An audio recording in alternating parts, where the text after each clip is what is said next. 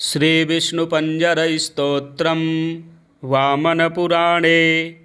पुलस्त्य उवाच एतानि ते मयोक्तानि व्रतान्युक्तानि कामिभिः प्रवक्ष्याम्यधुना त्वेतद् वैष्णवं पञ्जरं शुभं। नमो नमस्ते गोविन्द चक्रं गृह्य सुदर्शनं प्राच्यां रक्षस्व मां विष्णो त्वामहं शरणं गतः। गदां कौमोदकीं गुह्य पद्मनाभामितद्युते यां यां रक्षस्व मां विष्णो त्वामहं शरणं गतः। हलमादाय सौनन्दं नमस्ते पुरुषोत्तम प्रतीच्यां रक्ष मे विष्णो भवन्तं शरणं गतः। मुसलं शातनं गृह्य पुण्डरीकाक्ष रक्ष माम् उत्तरस्यां जगन्नाथ भवन्तं शरणं गतः। सारङ्गमादाय च धनुरस्त्रं नारायणं हरे नमस्ते रक्ष रक्षोघ्न ऐशान्यां शरणं गतः। पाञ्चजन्यं महाशङ्ख मन्त्रबोध्यं च पङ्कजं प्रगृह्य रक्ष मां विष्णो आग्नेयां यज्ञसूकर चर्मसूर्यशतं गृह्य खड्गं चन्द्रमसं तथा नैऋत्यां मां च रक्षस्व दिव्यमूर्ते नृकेसरिन् वैजयन्तीं प्रगृह्य त्वं श्रीवत्सं कण्ठभूषणं वायव्यां रक्ष मां देव अश्वशीर्षनमोऽस्तु ते। वैनतेयं समारुह्य अन्तरिक्षे जनार्दन मां त्वं रक्षाजित सदा नमस्ते त्वपराजित। विशालाक्षं समारुह्य रक्ष मां त्वं रसातले अकूपार नमस्तुभ्यं महामोह नमोऽस्तु ते। करशीर्षाङ्घ्रि सर्वेषु तथाष्टबाहुपञ्जरं कृत्वा रक्षस्व मां देव नमस्ते पुरुषोत्तम। एतदुक्तं भगवता वैष्णवं पञ्जरं महत् पुरा रक्षार्थमीशेन कात्यायन्यै दुजोत्तम। नाशयामास सा यत्र दानवं महिषासुरं नमरं रक्तबीजं च तथान्यान् सुरकण्टकान्। पुलस्त्य उवाच एतानि ते मयोक्तानि व्रतान्युक्तानि कामिभिः प्रवक्ष्याम्यधुना त्वेतद् वैष्णवं पञ्जरं शुभं। नमो नमस्ते गोविन्द चक्रं गृह्य सुदर्शनं प्राच्यां रक्षस्व मां विष्णो त्वामहं शरणं गतः। गदां कौमोदकीं गुह्य पद्मनाभामितद्युते यां यां रक्षस्व मां विष्णो त्वामहं शरणं गतः। हलमादाय सौनन्दं नमस्ते पुरुषोत्तम प्रतीच्यां रक्ष मे विष्णो भवन्तं शरणं गतः। मुसलं शातनं गृह्य पुण्डरीकाक्ष रक्ष माम् उत्तरस्यां जगन्नाथ भवन्तं शरणं गतः। सारङ्गमादाय च धनुरस्त्रं नारायणं हरे नमस्ते रक्ष रक्षोघ्न ऐशान्यां शरणं गतः। पाञ्चजन्यं महाशङ्ख मन्त्रबोध्यं च पङ्कजं प्रगृह्य रक्ष मां विष्णो आग्नेयां यज्ञसूकर चर्मसूर्यशतं गृह्य खड्गं चन्द्रमसं तथा नैऋत्यां मां च रक्षस्व दिव्यमूर्ते नृकेसरिन् वैजयन्तीं प्रगृह्य त्वं श्रीवत्सं कण्ठभूषणं वायव्यां रक्ष मां देव अश्वशीर्षनमोऽस्तु ते। वैनतेयं समारुह्य अन्तरिक्षे जनार्दन मां त्वं रक्षाजित सदा नमस्ते त्वपराजित। विशालाक्षं समारुह्य रक्ष मां त्वं रसातले अकूपार नमस्तुभ्यं महामोह नमोऽस्तु ते। करशीर्षाङ्घ्रि सर्वेषु तथाष्टबाहुपञ्जरं कृत्वा रक्षस्व मां देव नमस्ते पुरुषोत्तम। एतदुक्तं भगवता वैष्णवं पञ्जरं महत् पुरा रक्षार्थमीशेन कात्यायन्यै दुजोत्तम। नाशयामास सा यत्र दानवं महिषासुरं नमरं रक्तबीजं च तथान्यान् सुरकण्टकान्। पुलस्त्य उवाच एतानि ते मयोक्तानि व्रतान्युक्तानि कामिभिः प्रवक्ष्याम्यधुना त्वेतद् वैष्णवं पञ्जरं शुभं। नमो नमस्ते गोविन्द चक्रं गृह्य सुदर्शनं प्राच्यां रक्षस्व मां विष्णो त्वामहं शरणं गतः। गदां कौमोदकीं गुह्य पद्मनाभामितद्युते यां यां रक्षस्व मां विष्णो त्वामहं शरणं गतः। हलमादाय सौनन्दं नमस्ते पुरुषोत्तम प्रतीच्यां रक्ष मे विष्णो भवन्तं शरणं गतः। मुसलं शातनं गृह्य पुण्डरीकाक्ष रक्ष माम् उत्तरस्यां जगन्नाथ भवन्तं शरणं गतः। सारङ्गमादाय च धनुरस्त्रं नारायणं हरे नमस्ते रक्ष रक्षोघ्न ऐशान्यां शरणं गतः। पाञ्चजन्यं महाशङ्ख मन्त्रबोध्यं च पङ्कजं प्रगृह्य रक्ष मां विष्णो आग्नेयां यज्ञसूकर। चर्मसूर्यशतं गृह्य खड्गं चन्द्रमसं तथा नैऋत्यां मां च रक्षस्व दिव्यमूर्ते नृकेसरिन्। वैजयन्तीं प्रगृह्य त्वं श्रीवत्सं कण्ठभूषणं वायव्यां रक्ष मां देव अश्वशीर्ष नमोऽस्तु ते। वैनतेयं समारुह्य अन्तरिक्षे जनार्दन मां त्वं रक्षाजित सदा नमस्ते त्वपराजित। विशालाक्षं समारुह्य रक्ष मां त्वं रसातले अकूपार नमस्तुभ्यं महामोह नमोऽस्तु ते। करशीर्षाङ्घ्रि सर्वेषु तथाष्टबाहुपञ्जरं कृत्वा रक्षस्व मां देव नमस्ते पुरुषोत्तम। एतदुक्तं भगवता वैष्णवं पञ्जरं महत् पुरा रक्षार्थमीशेन कात्यायन्यै दुजोत्तम। नाशयामास सा यत्र दानवं महिषासुरं नमरं रक्तबीजं च तथान्यान् सुरकण्टकान्। पुलस्त्य उवाच एतानि ते मयोक्तानि व्रतान्युक्तानि कामिभिः प्रवक्ष्याम्यधुना त्वेतद् वैष्णवं पञ्जरं शुभं। नमो नमस्ते गोविन्द चक्रं गृह्य सुदर्शनं प्राच्यां रक्षस्व मां विष्णो त्वामहं शरणं गतः। गदां कौमोदकीं गुह्य पद्मनाभामितद्युते यां यां रक्षस्व मां विष्णो त्वामहं शरणं गतः।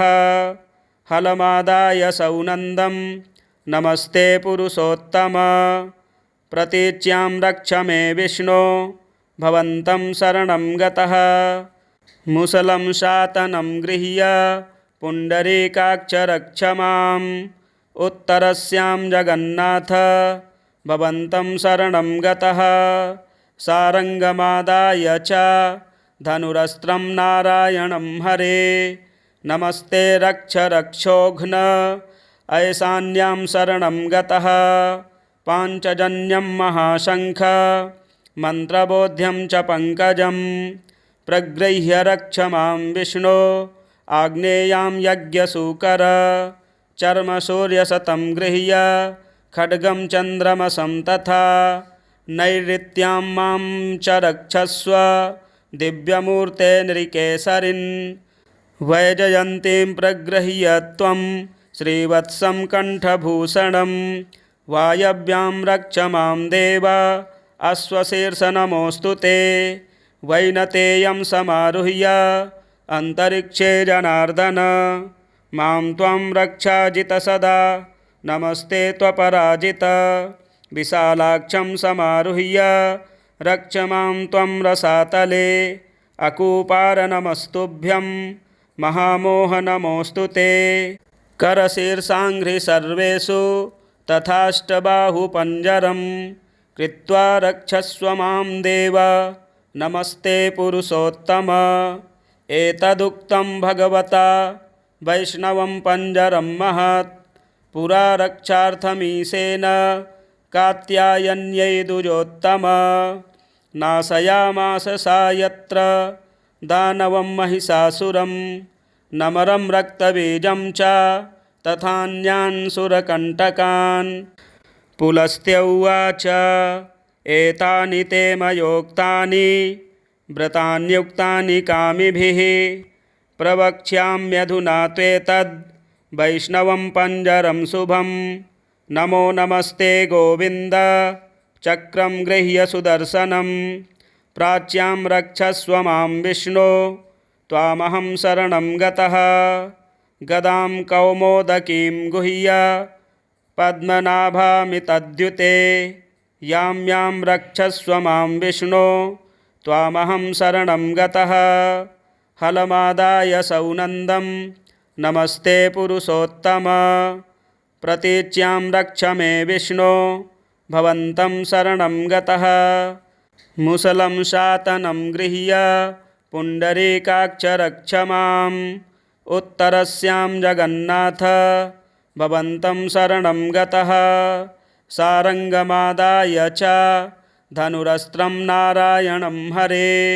नमस्ते रक्ष रक्षोघ्न ऐशान्यां शरणं गतः पाञ्चजन्यं महाशङ्ख मन्त्रबोध्यं च पङ्कजं प्रगृह्य रक्ष मां विष्णो आग्नेयां यज्ञसूकर चर्मसूर्यशतं गृह्य खड्गं चन्द्रमसं तथा नैऋत्यां मां च रक्षस्व दिव्यमूर्ते नृकेसरिन् वैजयन्तीं प्रगृह्य त्वं श्रीवत्सं कण्ठभूषणं वायव्यां रक्ष मां देव अश्वशीर्षनमोऽस्तु ते वैनतेयं समारुह्य अन्तरिक्षे जनार्दन मां त्वं रक्षाजित सदा नमस्ते त्वपराजित विशालाक्षं समारुह्य रक्ष मां त्वं रसातले अकूपार नमस्तुभ्यं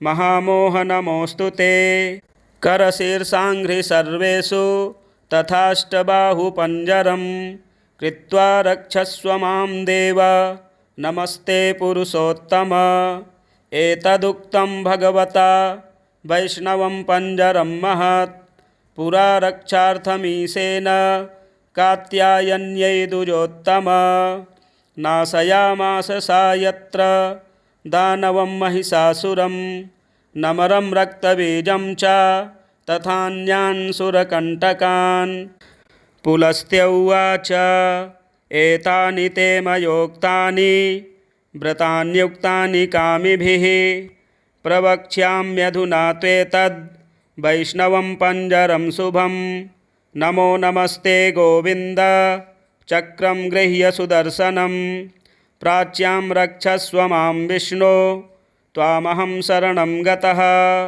गदां कौमोदकीं गुह्य पद्मनाभामितद्युते यां यां रक्षस्व मां विष्णो त्वामहं शरणं गतः हलमादाय सौनन्दं नमस्ते पुरुषोत्तम प्रतीच्यां रक्ष मे विष्णो भवन्तं शरणं गतः मुसलं शातनं गृह्य पुण्डरीकाक्ष रक्ष माम् उत्तरस्यां जगन्नाथ भवन्तं शरणं गतः सारङ्गमादाय च धनुरस्त्रं नारायणं हरे नमस्ते रक्ष रक्षोघ्न ऐशान्यां शरणं गतः पाञ्चजन्यं महाशङ्ख मन्त्रबोध्यं च पङ्कजं प्रगृह्य रक्ष मां विष्णो आग्नेयां यज्ञसूकर चर्मसूर्यशतं गृह्य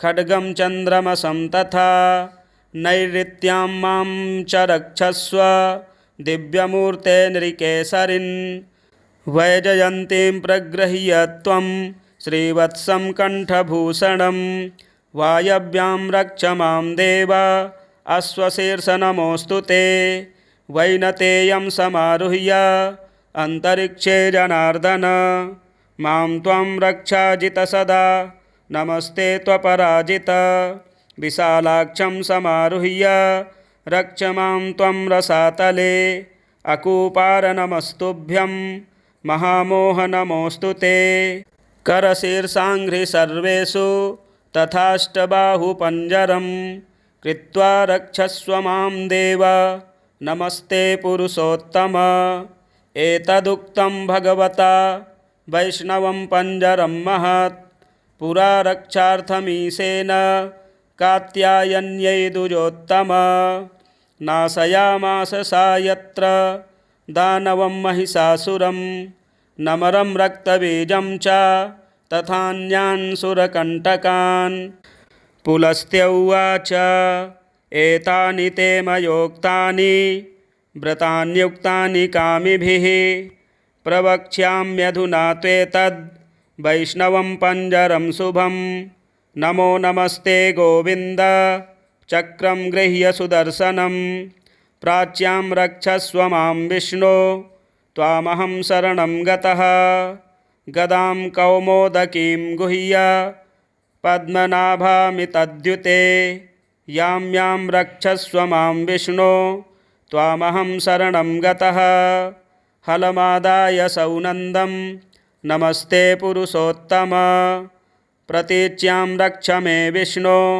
भवन्तं शरणं गतः मुसलं शातनं गृह्य पुण्डरीकाक्ष रक्ष माम् उत्तरस्यां जगन्नाथ भवन्तं शरणं गतः सारङ्गमादाय च धनुरस्त्रं नारायणं हरे नमस्ते रक्ष रक्षोघ्न ऐशान्यां शरणं गतः पाञ्चजन्यं महाशङ्ख मन्त्रबोध्यं च पङ्कजं प्रगृह्य रक्ष मां विष्णो आग्नेयां यज्ञसूकर चर्मसूर्यशतं गृह्य खड्गं चन्द्रमसं तथा नैऋत्यां मां च रक्षस्व दिव्यमूर्ते नृकेसरिन् वैजयन्तीं प्रगृह्य त्वं श्रीवत्सं कण्ठभूषणं वायव्यां रक्ष मां देव अश्वशीर्षनमोऽस्तु ते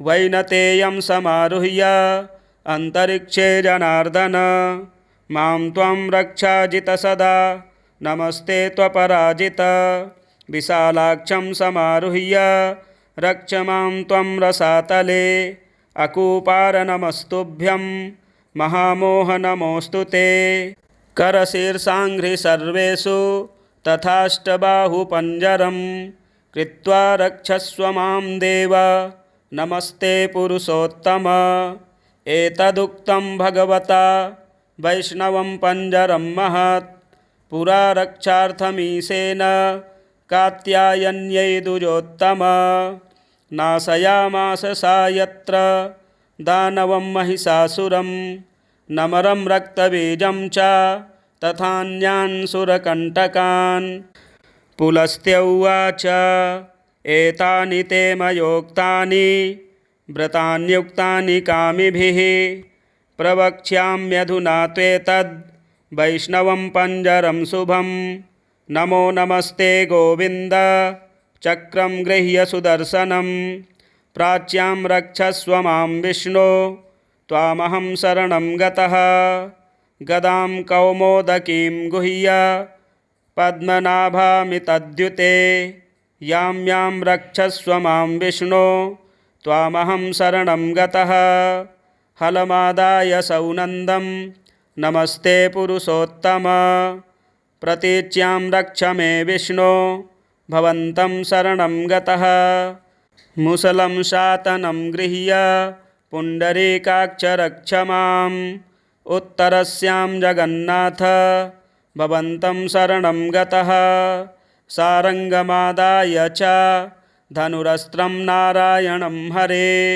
नमस्ते रक्ष रक्षोघ्न ऐशान्यां शरणं गतः पाञ्चजन्यं महाशङ्ख मन्त्रबोध्यं च पङ्कजं प्रगृह्य रक्ष मां विष्णो आग्नेयां यज्ञसूकर चर्मसूर्यशतं गृह्य खड्गं चन्द्रमसं तथा नैऋत्यां मां च रक्षस्व दिव्यमूर्ते नृकेसरिन् वैजयन्तीं प्रगृह्य त्वं श्रीवत्सं कण्ठभूषणं वायव्यां रक्ष मां देव अश्वशीर्ष नमोऽस्तु ते वैनतेयं समारुह्य अन्तरिक्षे जनार्दन मां त्वं रक्षाजित सदा नमस्ते त्वपराजित विशालाक्षं समारुह्य रक्ष मां त्वं रसातले अकूपार नमस्तुभ्यं महामोह नमोऽस्तु ते करशीर्षाङ्घ्रि सर्वेषु तथाष्टबाहुपञ्जरं कृत्वा रक्षस्व मां देव नमस्ते पुरुषोत्तम एतदुक्तं भगवता वैष्णवं पञ्जरं महत् पुरा रक्षार्थमीशेन कात्यायन्यै दुजोत्तम नाशयामास सा यत्र दानवं महिषासुरं नमरं रक्तबीजं च तथान्यान् सुरकण्टकान् पुलस्त्य उवाच एतानि ते मयोक्तानि व्रतान्युक्तानि कामिभिः प्रवक्ष्याम्यधुना त्वेतद् वैष्णवं पञ्जरं शुभं नमो नमस्ते गोविन्द चक्रं गृह्य सुदर्शनं प्राच्यां रक्षस्व मां विष्णो त्वामहं शरणं गतः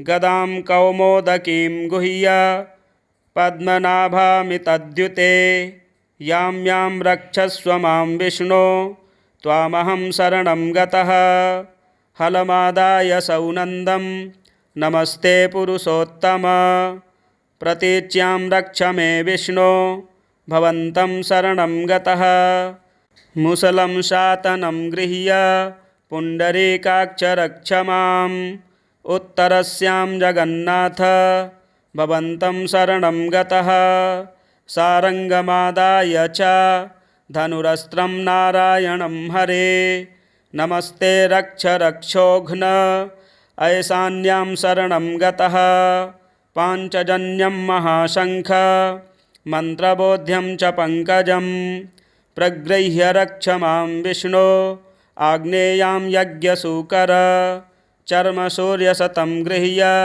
खड्गं चन्द्रमसं तथा नैऋत्यां मां च रक्षस्व दिव्यमूर्ते नृकेसरिन् वैजयन्तीं प्रगृह्य त्वं श्रीवत्सं कण्ठभूषणं वायव्यां रक्ष मां देव अश्वशीर्ष नमोऽस्तु ते वैनतेयं समारुह्य अन्तरिक्षे जनार्दन मां त्वं रक्षाजित सदा नमस्ते त्वपराजित विशालाक्षं समारुह्य रक्ष मां त्वं रसातले अकूपार नमस्तुभ्यं महामोह नमोऽस्तु ते करशीर्षाङ्घ्रि सर्वेषु तथाष्टबाहुपञ्जरं कृत्वा रक्षस्व मां देव नमस्ते पुरुषोत्तम एतदुक्तं भगवता वैष्णवं पञ्जरं महत् पुरा रक्षार्थमीशेन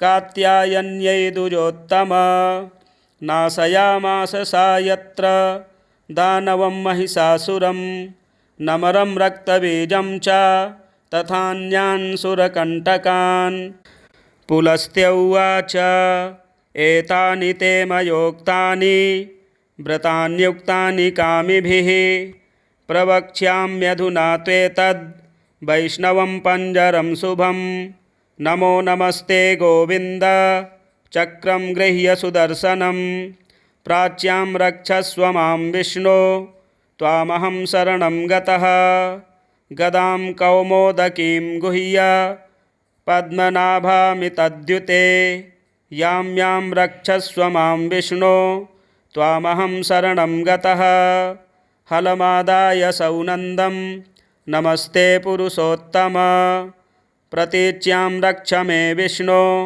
भवन्तं शरणं गतः मुसलं शातनं गृह्य पुण्डरीकाक्ष रक्ष माम् उत्तरस्यां जगन्नाथ भवन्तं शरणं गतः सारङ्गमादाय च धनुरस्त्रं नारायणं हरे नमस्ते रक्ष रक्षोघ्न ऐशान्यां शरणं गतः पाञ्चजन्यं महाशङ्ख मन्त्रबोध्यं च पङ्कजं प्रगृह्य रक्ष मां विष्णो आग्नेयां यज्ञसूकर चर्मसूर्यशतं गृह्य खड्गं चन्द्रमसं तथा नैऋत्यां मां च रक्षस्व दिव्यमूर्ते नृकेसरिन् वैजयन्तीं प्रगृह्य त्वं श्रीवत्सं कण्ठभूषणं वायव्यां रक्ष मां देव अश्वशीर्षनमोऽस्तु ते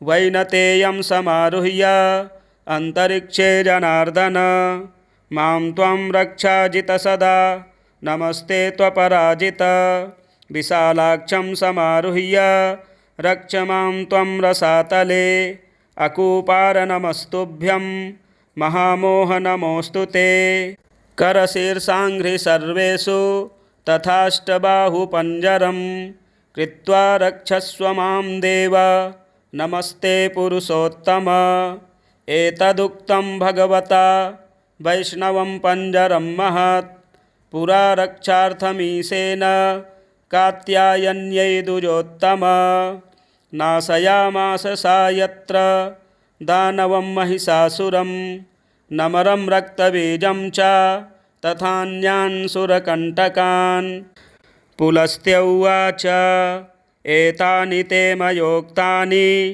व्रतान्युक्तानि कामिभिः प्रवक्ष्याम्यधुना त्वेतद् वैष्णवं पञ्जरं शुभं नमो नमस्ते गोविन्द चक्रं गृह्य सुदर्शनं प्राच्यां रक्षस्व मां विष्णो त्वामहं शरणं गतः गदां कौमोदकीं गुह्य पद्मनाभामितद्युते यां यां रक्षस्व मां विष्णो त्वामहं शरणं गतः हलमादाय सौनन्दं नमस्ते पुरुषोत्तम प्रतीच्यां रक्ष मे विष्णो भवन्तं शरणं गतः मुसलं शातनं गृह्य पुण्डरीकाक्ष रक्ष माम् उत्तरस्यां जगन्नाथ भवन्तं शरणं गतः सारङ्गमादाय च धनुरस्त्रं नारायणं हरे नमस्ते रक्ष रक्षोघ्न ऐशान्यां शरणं गतः पाञ्चजन्यं महाशङ्ख मन्त्रबोध्यं च पङ्कजं प्रगृह्य रक्ष मां विष्णो आग्नेयां यज्ञसूकर चर्मसूर्यशतं गृह्य खड्गं चन्द्रमसं तथा नैऋत्यां मां च रक्षस्व दिव्यमूर्ते नृकेसरिन् वैजयन्तीं प्रगृह्य त्वं श्रीवत्सं कण्ठभूषणं वायव्यां रक्ष मां देव अश्वशीर्षनमोऽस्तु ते वैनतेयं समारुह्य अन्तरिक्षे जनार्दन मां त्वं रक्षाजित सदा नमस्ते त्वपराजित विशालाक्षं समारुह्य रक्ष मां त्वं रसातले अकूपार नमस्तुभ्यं